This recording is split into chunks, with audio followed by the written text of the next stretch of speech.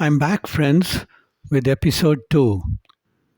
A few years ago, a very dear friend of mine who went into marathon running and long distance cycling and participating in Ironman events, etc., passed away in his sleep just after he had completed a 50-kilometer ultra marathon run.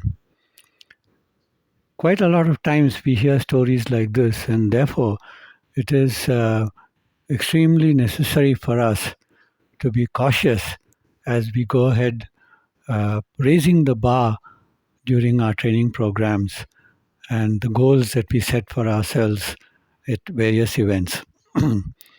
So, how much is too much is the golden question.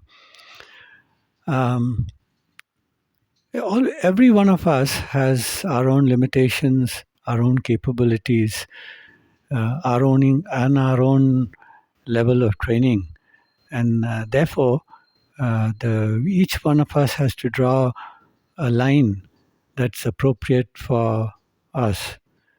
Um, it's extremely necessary that we are aware of our own capabilities and therefore do not take the risk of overdoing or overstressing ourselves and creating enormous damage to our bodies.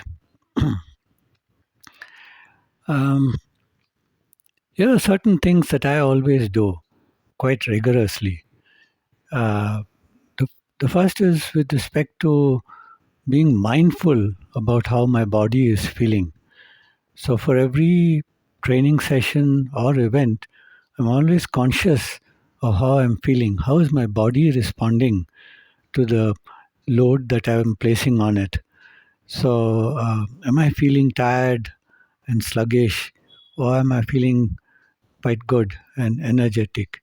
We should always have a feeling of being happy as we train and participate in events. Um, I also keep a very close watch on how I recover at the end of an event. So, particularly check to see if I'm feeling lethargic and tired right through the day, and it's affecting the bag of other activities that I have for myself. So, this is no good. And whenever I do feel this kind of a lethargy setting in and this kind of tiredness, then I take a break of a day or two, doing the things that I enjoy doing and love to do. And very soon, I bounce back because I just feel the urge to get back into training and into fitness.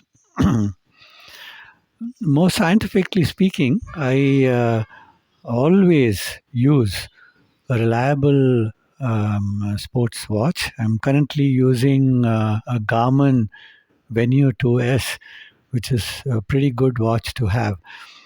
Um, I, of course, look at heart rate very closely and particularly get a little anxious if my heart rate climbs into a zone of 160 beats per minute or more, at which time I slow down and make sure that my heart rate comes back to a level that's a little bit more comfortable for me.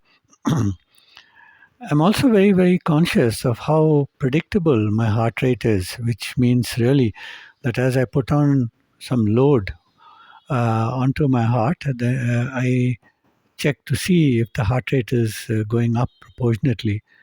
And likewise, if I take off the load and ease off a little, then how quickly is my heart rate dropping to levels that are comfortable.